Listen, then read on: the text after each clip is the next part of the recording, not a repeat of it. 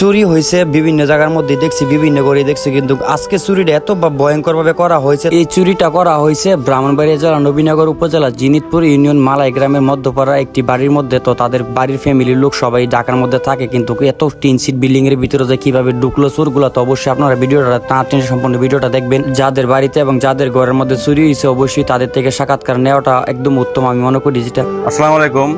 মালাই মধ্যপাড়া গ্রামে আমার বাড়িতে 2 মাস আগেও চুরি হয়েছিল। 2 মাস আগে চুরি হওয়ার পরে চোরকে হাতে নাতে ধরা হয়েছিল। সে নেশাগ্রস্ত এবং মাদকাসক্ত, হ্যাঁ, বিভিন্ন ধরনের নেশা করে এবং এর সাথে আমাদের গ্রামের আরো 4-5 জন ছেলে জড়িত আছে। তো গতবার যখন চুরি হয়েছিল তা পুনরায় হাতে না হাতে ধরে তার বিরুদ্ধে ব্যবস্থা নেওয়ার জন্য পদক্ষেপ নিয়েছিলাম, কিন্তু তার কোনো ব্যবস্থা নেয় না। তার বাবা মার কাছে বলা হয়েছিল, তারা কোনো ব্যবস্থা নেয় না। আরো উপরোক্ত প্রেশার প্রয়োগ করা হয় যে সে চুরি করে নাই। হ্যাঁ, তো গত 2 মাস আগে চুরি করার পরে আমি আবার আমার ঘরের সবকিছু ঠিক করে রেখে যাই।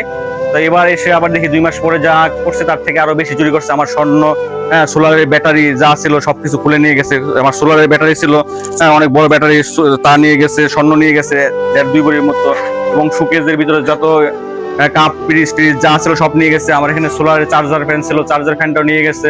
2টা ফ্যান ছিল, চার্জার ফ্যান আমি নতুন এই রোজা ঈদের সময় কিনে রেখে গেছি। সিলিং ফ্যান ছিল, সিলিং ফ্যানও খুলে নিয়ে গেছে।